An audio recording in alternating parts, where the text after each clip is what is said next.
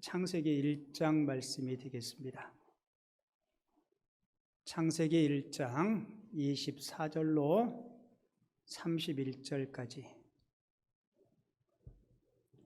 구약성경 2쪽에 있고요.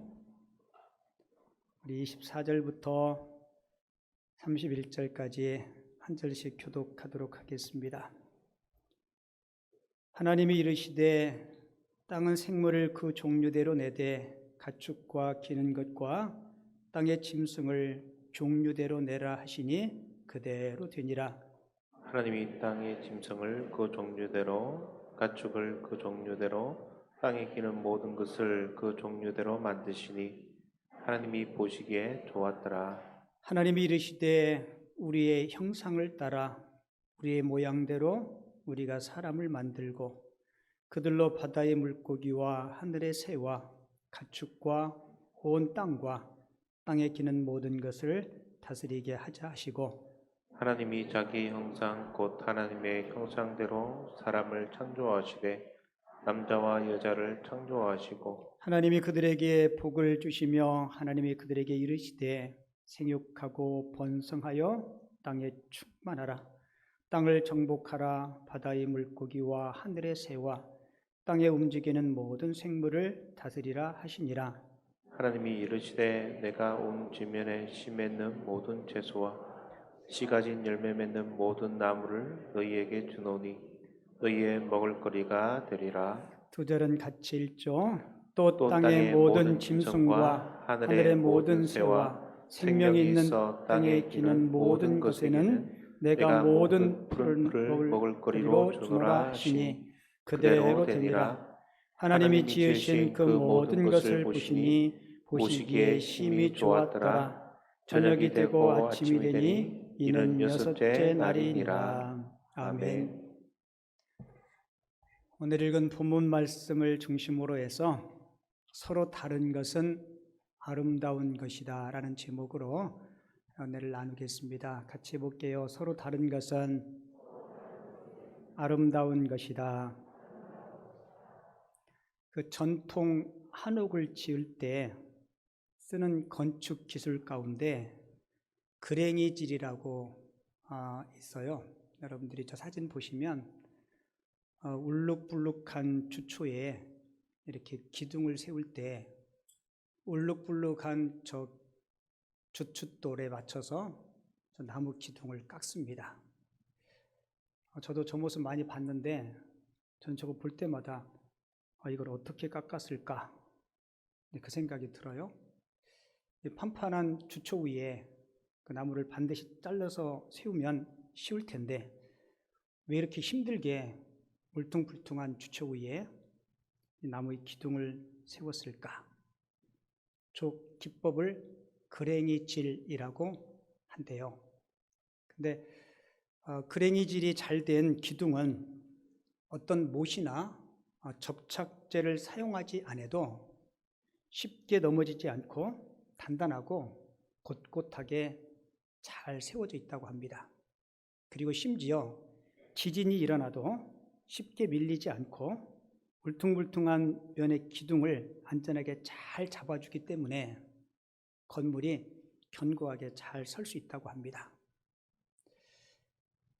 쉬운 방법이 있는데 이렇게 어려운 방법을 동원해서 서로가 하나 되게 하는 것은 더 견고한 기둥과 기초를 세우기 위해서 그렇게 하는 거죠. 바람이 강한 이 제주도에 가면 돌담들이 많이 있잖아요. 이 돌담들의 돌은 서로 생긴 모양들이 서로 다 다릅니다. 그런데 서로 다르게 생긴 돌들이 서로 악유를 맞춰서 서로 잡아주기 때문에 세찬 바람에도 넘어지지 않고 잘 버틴다고 그래요. 서로 다른 두 개가 만났을 때 저거는 참 잘 안 어울릴 것 같은데 그런데 그 둘의 만남이 서로가 조화를 이루면 무엇보다도 더 견고하고 좋은 결합을 이룰 수 있다는 것입니다. 오늘 설교 제목이 뭐였죠? 서로 다른 것은 아름다운 것이다. 같이 해볼게요. 다르다는 것은 다를 뿐 틀린 것이 아닙니다. 하나님이 모든 피조물을 각기 다르게 만드셨어요. 오늘 본문 24절, 25절을 보면 각기 종류대로 이 말이 계속 반복됩니다. 하나님이 각기 다르게, 사람도 각기 다르게, 그의 생각과 기질도 각기 다르게. 그런데 하나님이 다르게 만드시고 만드신 피조물들을 보시고 하나님이 스스로 평가를 하세요. 하나님의 평가는 뭐였어요? 보시기에 좋았더라. 오늘 맨 마지막 때에는 종합적인 평가를 이렇게 하죠.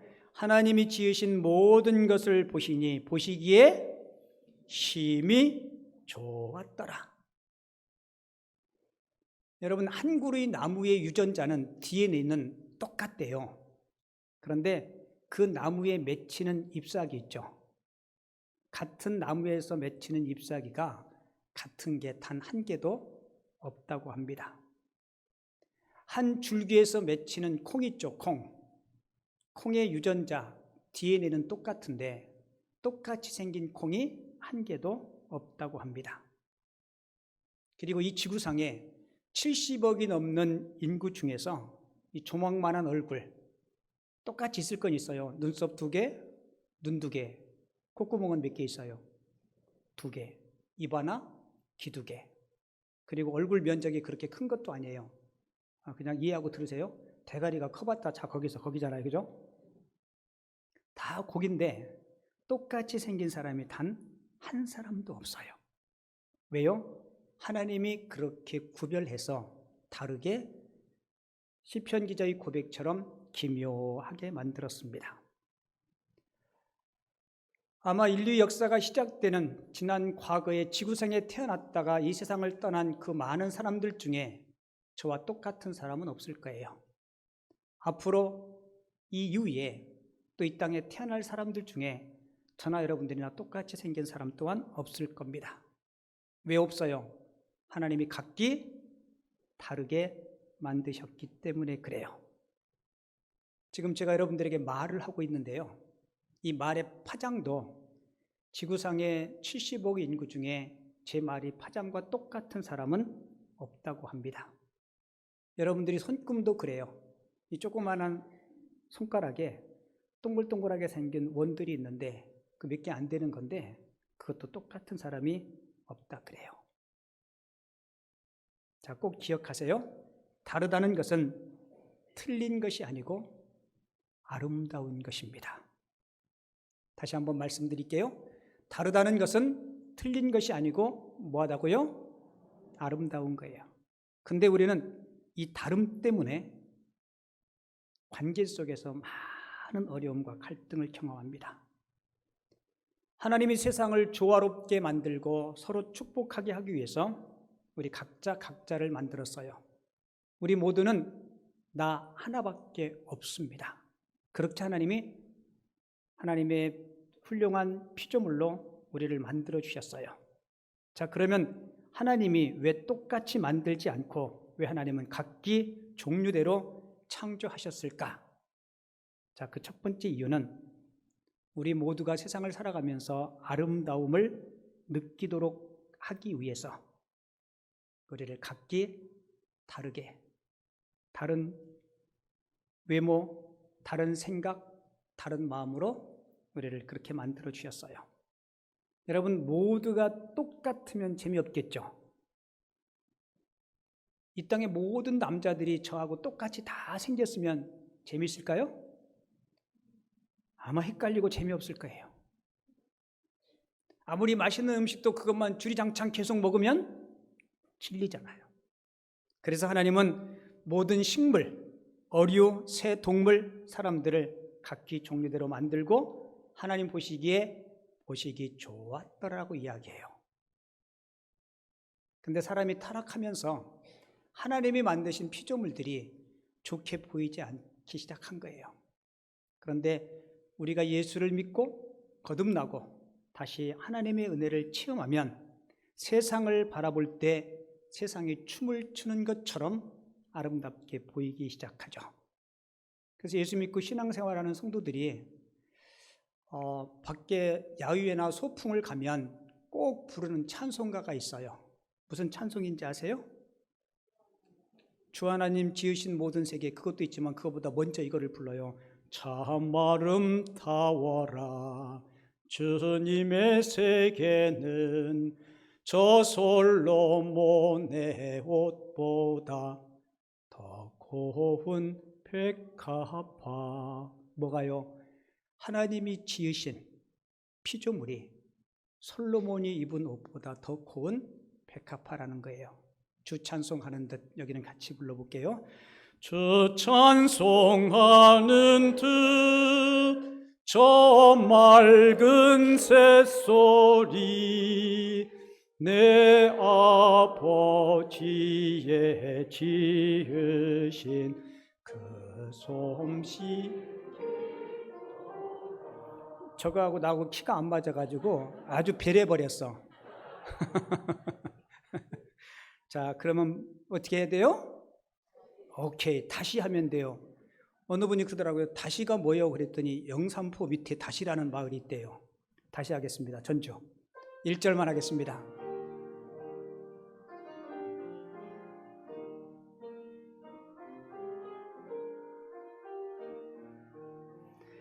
참 아름다워라 주님의 세계는 저 솔로몬의 옷보다 더 고운 백합화. 주 찬송하는 듯 저 맑은 새소리 내 아버지의 지으신 그 솜씨 깊도다. 할렐루야. 여러분, 하나님이 지으신 삼라만상을 보면 아름답죠. 하나님이 어쩌면 저렇게 묘하게 지으셨을까? 제가 다육이를 좋아하는데요, 제 방에도 다육이가 여러 개 많이 있어요. 한참 다육이를 보면 참 신비해요. 어쩌면 저렇게 그 조그만 데서 꽃도 피고, 또 이제 온도 차이가 나면 이 다육이도 예쁜 옷을 입어요. 그죠? 제가 그거 보면서 너무 좋은 거예요. 또 다육이가 좋은 거는 저한테 말없이 기쁨을 주는데 말대꾸도 안 해. 물을 달라고 뭐 소리를 지르든지 말대꾸도 안 하고 이렇게 잔잔한 기쁨을 줘요. 여러분, 하나님께서 우리 모두를 각자 다르게 만드셨어요. 성격도 다르고 기질도 다르고 생긴 모양도 다르고. 그런데 우리가 은혜가 충만하면 여러분의 눈에 다름을 볼 때 그것이 사랑스럽게 보이고 아름답게 보일 줄을 믿습니다. 여러분, 그 가운데 행복과 기쁨이 있는 거예요. 그리고 하나님이 각기 종류대로 창조하신 두 번째 이유는 여러분들 꼭 기억하셔야 돼요. 하나님께서 다른 사람을 나와 다르게 창조하셨다는 것을 뭐 하는 거예요? 인정하셔야 돼요.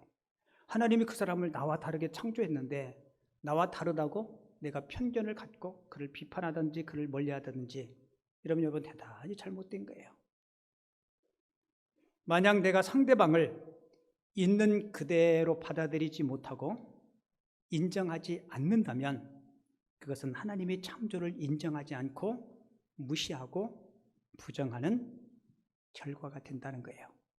다시 한번 말씀드릴게요. 만약 내가 상대방을 있는 그대로 받아들이지 못하고 인정하지 않는다면, 같이 읽어요. 시작. 그것은 하나님의 창조를 인정하지 않고 무시하고 부정하는 결과가 됩니다. 그러니까 상대방이 나와 너무 다르다고 내가 내 안에, 내 세계 안에만 갇혀 있으면 안 돼요. 그리고 상대방을 불편한 감정으로 대하셔도 안 됩니다. 상대방을 만드신 하나님을 생각하면서 상대방을 존중하고 사랑하면서 원만한 인간관계를 잘 이뤄나갈 수 있으셔야 돼요.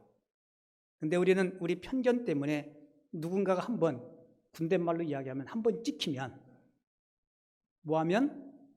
한번 찍히면 영원히 그렇게 낙인 찍혀버려요. 자기 마음속에. 제가 그 부목사로 군대 제대하고 교회 개척할 때까지 한 15년 정도 제가 부교육자 생활을 했어요.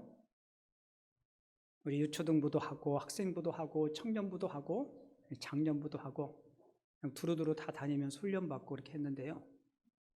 제가 한번 어느 교회에 부임해서 갔는데 저한테 인수인계를 해준다고 먼저 있던 목사님이 교적부를 가져와서는 한 사람 한 사람을 펼쳐가면서 이 사람은 어떻고 이 사람은 어떻고 저한테 막 설명을 시작하려고 그래서 제가 목사님, 제가 설명 안 들으면 안 되겠습니까?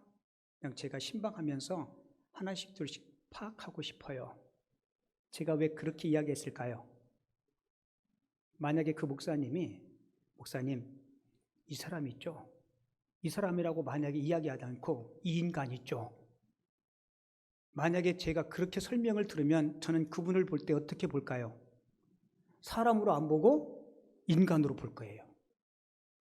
그러면 제가 선입견을 가지고 그 사람을 대하면 아마 거리를 두고 대할 거고 가까이 접근하기에는 너무나 먼 당신 같은 사람이 될 거예요. 그 제가 아무런 설명도 듣지 않고 그냥 백지 상태에서 그분을 만나고 그분을 섬기고. 근데 모든 사람이 모든 사람에게 다 나쁜 사람은 아니잖아요.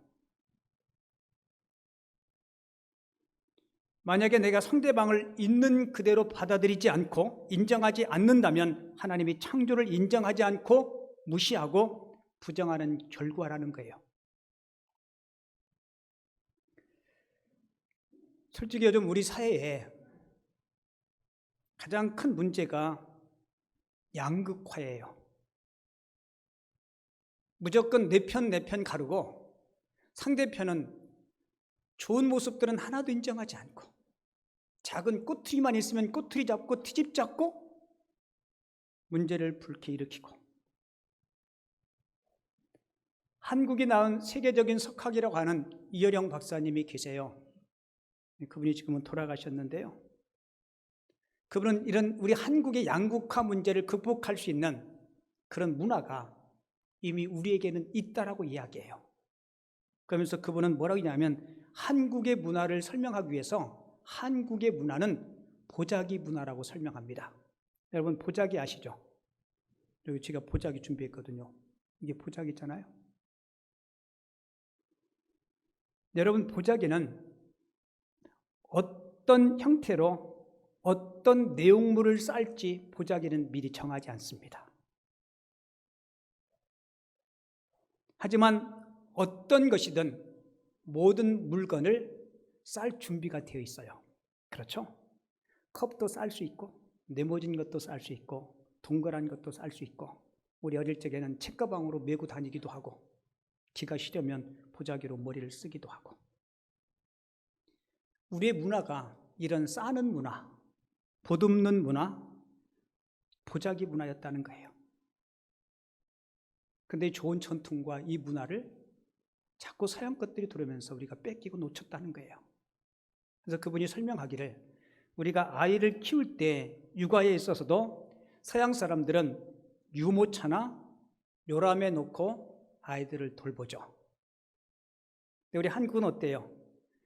살과 살을 맞대어서 포대기에 싸고 품에 안은 채 우리 아이들을 그렇게 돌봤잖아요.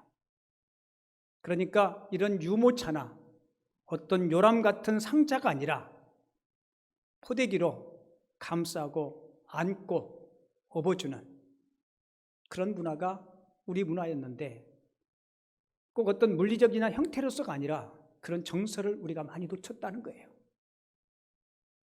심지어 사랑을 표현할 때도 서양 사람들은 이렇게 사랑을 표현하죠.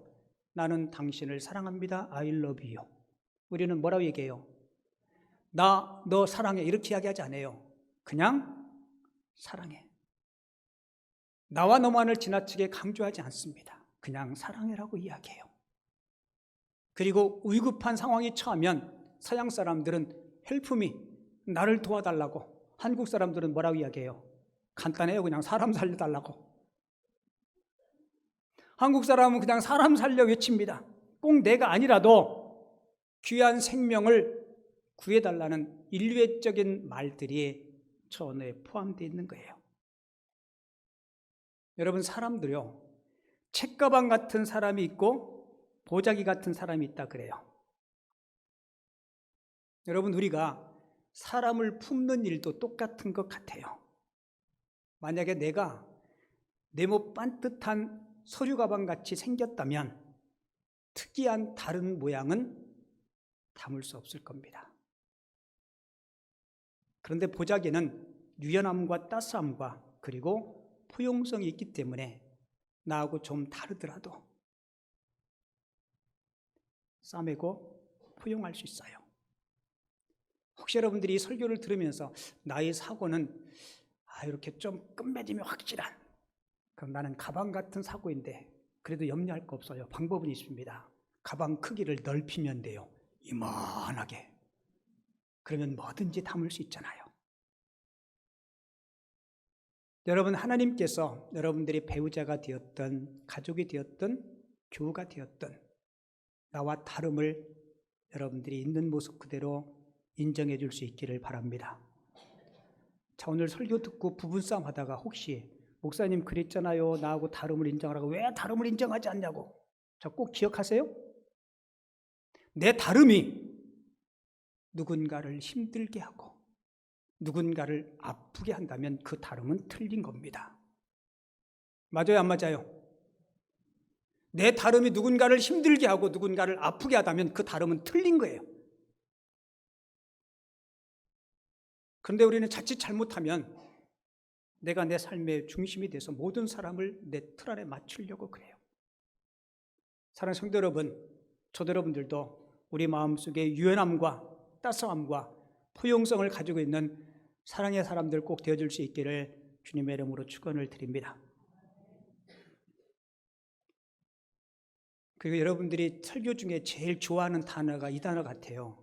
끝으로. 뭐라고요? 끝으로. 네, 마지막 끝으로. 근데 저 설교의 특징은 끝으로 다음에 또 있어요. 다음에 이게 또 있어요. 그러니까 끝으로라고 해서 빨리 끝나겠다라고 생각하면 안 돼요. 자, 마지막으로 하나님께서 각기 종류대로 우리를 창조하신 이유는 나에 대한 하나님의 사명을 찾고 그 사명을 완수하라고 우리를 각기 다르게 만들어 주셨다는 거예요. 오늘 본문 28절을 보면 생육하고 번성하여 땅에 충만하라. 그리고 땅을 정복하라.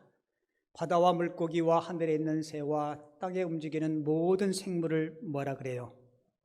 다스리라. 하나님은 모든 것을 창조하시고 하나님의 형상대로 지음받은 우리 사람들에게 필요한 모든 세계를 다스리고 통치할 사명을 우리에게 주셨습니다. 특별히 예수님은 가장 큰 계명을 우리에게 주셨어요. 여러분들이 잘 아는 말씀인데요. 마음과 뜻과 성품을 다하여 주 너희 하나님 여호와를 뭐라고요? 사랑하라. 그리고 이와 같이 내 이웃을 뭐같이요? 내 몸과 같이 사랑하라. 우리 기독교가 여러분 사랑의 종교거든요. 우리에게 주신 가장 큰 사명이 사랑이에요. 의로는 하나님을 사랑하고 가족과 이웃과 교회 공동체를 사랑하고, 특별히 우리가 이 사랑의 사명을 실천할 수 있는 가장 좋은 장이 여러분들의 가정일 겁니다. 대답 안 하셔도 괜찮아요. 여러분들이 가정에는 사랑이 풍성합니까? 스스로 한번 생각해 보세요. 여러분들이 가정에 사랑이 풍성해야 돼요.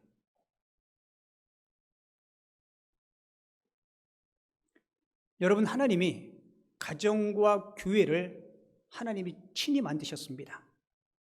가정은 최초의 사람 아담이 혼자 있는 것이 하나님 보시기에 좋지 않게 보여서 아담이 옆구리를 터뜨려서 갈비뼈를 뽑아서 하와를 만들어요. 그러니까 가정이 그냥 세워진 게 아니에요. 아담이 옆구리가 터지는 그런 희생과 헌신으로 세워진 것이 가정입니다. 여러분, 교회는 어떻게 세워졌어요? 예수님께서 십자가상에서 손과 발에 못을 박히고 예수님의 희생과 예수님의 헌신이 있었기에 교회가 세워진 겁니다. 그러니까 행복한 가정과 건강한 교회는 우연히 세워지는 것이 아니에요. 내가 노력하고 내가 헌신하지 않으면 그게 우연히 마술처럼 우리 가정과 교회에 오는 것이 아니라는 거예요. 우리 김포 남현교회가 건강한 교회가 될 수 있는 것은 여러분들의 보이지 않는 헌신, 여러분들의 사랑의 수고가 있었기에 교회가 지금까지 올 수 있었고 여러분들의 가정도 마찬가지예요. 여러분, 가정이 어떤 곳이에요? 가정은 여러분들의 안식처입니다. 가족의 식구들에게 어떤 실수와 연약함과 허물이 있다 할지라도 서로가 그것을 보듬고 감싸고 그래서 새로운 힘과 용기를 얻고 세상을 향해서 힘찬 발걸음을 내디딜 수 있는 그런 에너지를 공급해 줄 수 있는 것이 가정이에요. 여러분, 교회도 그리해야 됩니다. 그런데 교회가 예배할 때 이렇게 대중으로 모여서 예배하잖아요. 그리고 저희 교회 같은 경우는 1부, 2부, 3부로 나누어지니까 거의 자기가 드리는 그 시간대에 와서 예배하기 때문에 성도들의 교제가 그렇게 깊지 않아요. 그래서 우리에게 꼭 필요한 것이 소그룹 모임인 목장교회입니다.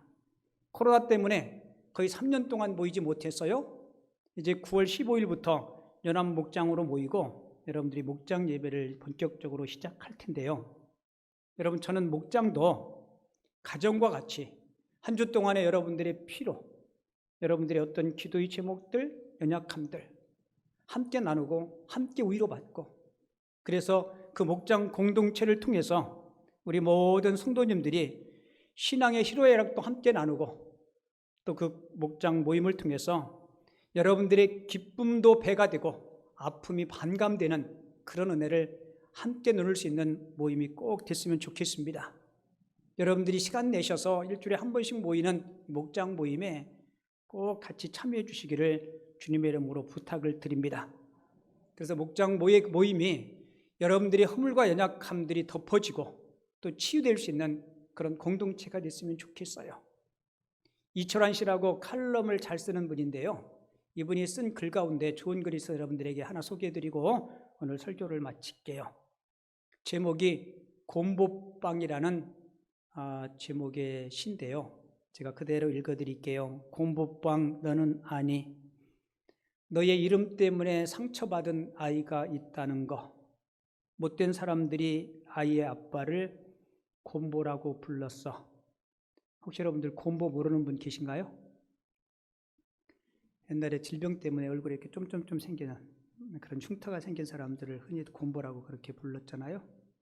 그런데 어느 날부터인가 사람들은 너에게 곰보빵이라는 이름 대신에 소보로빵이라는 이름을 붙여주었지. 사랑이란 거 어려운 게 아니야. 예쁘다고 말해주는 거, 잘했다고 말해주는 거, 함께 가자고 손을 잡아주는 거, 그게 사랑이야. 활짝 핀 꽃처럼, 같이 읽어볼까요? 활짝 핀 꽃처럼 그냥 한번 웃어주는 거, 그게 바로 사랑이야. 사랑이 뭐라고요? 활짝 핀 꽃처럼, 여기 왼쪽 오른쪽에 있는 꽃처럼 활짝 핀 꽃처럼 그냥 한번 뭐 해주는 거. 저한테 한번 사랑 표현 좀 한번 해주실래요? 활짝 핀 꽃처럼 뭐 하는 거예요? 그렇죠. 한번 웃어주는 거. 그게 뭐예요? 그게 사랑이에요. 여러분, 우리는 그 사랑의 사명을 가지고 태어났잖아요. 아마 이 글에서 유래된 이야기인데 제가 전에 한번 소개해드린 적이 있는데요. 아빠가 곰보가 아니고 빵가게 주인이 곰보였는데요. 근데 마음이 너무 착한 아이는 곰보빵을 너무 좋아하는데 아저씨 곰보빵 주세요 이 말을 할 수가 없는 거예요. 곰보인 빵가게 아저씨가 마음에 상처 입을까 봐. 그런데 언젠가부터 곰보빵 이름이 새로운 이름이 붙었어요. 무슨 빵으로? 이 아이는 됐다. 이제는 내가 곰보빵을 먹을 수 있겠다. 그래서 곰보빵 주인이 경영하는 빵집에 곰보빵을 사러 가는데 아저씨 곰보빵 주세요 이 말을 할 수 없는데 이제 뭐라고 얘기하면 돼요? 아저씨 소보로빵 주세요. 근데 소보로라는 말이 어린아이한테는 좀 낯설고 어렵잖아요. 그래서 빵가게를 가면서 소보로라는 말을 잊어버릴까 봐 소보로 소보로 소보로 그리고는 드디어 빵가게 문을 확 열고 이렇게 이야기했대요. 뭐라고 이야기했겠어요? 소보로 아저씨 곰보빵 주세요. 소보로 아저씨 곰보빵 주세요. 여러분 그 이야기를 들은 아저씨가 그 아이가 얄미웠겠어요? 아니요, 그렇지 않았을 거예요. 나를 너무나 배려해서 한다는 말이 아저씨 소보로빵 주세요 한다는 말이 소보로 아저씨 곰보빵 주세요. 여러분 우리에게는 모두가 다 약점이 있습니다. 허물이 있고 실수가 있을 수 있어요. 그럼에도 불구하고 하나님은 우리를 서로 다르게 만들었어요. 왜요? 내게 있는 것이 누군가에게 없다면 내게 있는 그것을 누군가에게 채워주라고. 아멘이십니까? 여러분 그게 사랑이에요. 저는 후반기부터 시작되는 우리 목장 교회가 그런 교회가 됐으면 좋겠습니다. 목자님 저 힘들어요. 권사님 저를 위해서 기도해 주세요. 그러면 말없이 불러서 따뜻한 차 한잔 대접하며 괜찮아요. 하나님이 더 좋은 것을 주시기 위해서 이런 어려움을 주셨나 봐요. 이렇게 서로 격려할 수 있는 우리 모든 공동체가 되어줄 수 있기를 바랍니다. 예수님은 예수 믿는 우리를 걸어서 너희는 세상의 빛이라고 말씀했어요. 뭐라고요? 빛이라고. 너희는 세상의 소금이라고 말씀했어요. 여러분 예수님께서 너희는 세상의 빛이라고 말씀하신 이유는 우리가 어느 공동체든지 그 공동체를 밝게 만들 수 있는 사람이 되라는 거예요. 많은 사람들이 오손도손 재밌게 이야기하다 누군가가 딱 들어오면 분위기가 싸해지고 밝았던 그 분위기가 어두워지는 것이 아니라 어둠의 공동체에 여러분 각자가 들어가므로 그 어둠을 밝힐 수 있는 꼭 빛의 사람들이 꼭 되시기 바랍니다. 어떤 집은요, 아버지만 없으면 화기애애한데 아버지가 들어오면 화기애매한 가정이 돼요. 여러분 만약에 그런 아버지가 있다면 그 아버지는 그 가정의 빛인가요? 아니에요. 집안의 모든 식구가 염려하고 걱정하다가도 아버지가 들어오시면 집안 분위기가 밝아지는 그런 아버지의 그런 어머니가 되셔야 돼요. 남편이 걱정 가득하게 집으로 돌아왔는데 자녀들과 아내의 모습을 보면서 다시 새로운 힘을 얻고 세상을 향해서 다시 새로운 도전을 할 수 있는 그런 가정. 여러분 그게 목장 교회가 그런 목장 가정 그리고 목장 가족들이 되셔야 돼요. 그리고 저도 여러분들도 소금 같은 존재. 소금은 뭐 부패도 방지하고 맛을 낸다 그러는데 저와 여러분들이 정말 만내나는 사람 됐으면 좋겠어요. 저분이 우리 목장에 있어서 우리 목장이 참 맛있다. 참 재밌다. 여러분들 자주 가는 맛집 있나요? 누가 외식하자 그러면 꼭 그 집에 가고 싶은 집. 혹시 여러분들이 그 집에 자주 가는 이유가 있다면 뭘까요? 여러분들이 그 집에 자주 가는 맛집을, 그 집에 자주 가는 이유 3가지를 쓰세요. 그러면 가장 첫 번째 타는 으뜸은 뭘까요? 그 집 아주머니가 이뻐서, 아니면 뭐 주차 공간이 좋아서, 아니면 주변 환경이 좋아서. 그런데요, 자주 가는 맛집은 때로는 환경이 안 좋아요. 주차도 불편해요. 어떤 데 가면 30분씩 줄 서서 기다려야 돼요. 그래도 가는 이유가 뭐예요? 맛있으니까.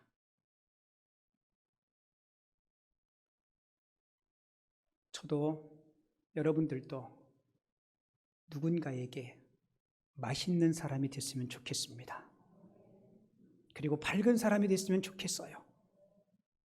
우리 후반기부터 시작되는 목장 모임이 맛있고, 그리고 밝고, 새로운 소망과 용기를 얻을 수 있는 그런 가정과 같은 아름다운 공동체가 되어줄 수 있기를 주님의 이름으로 축원을 드립니다.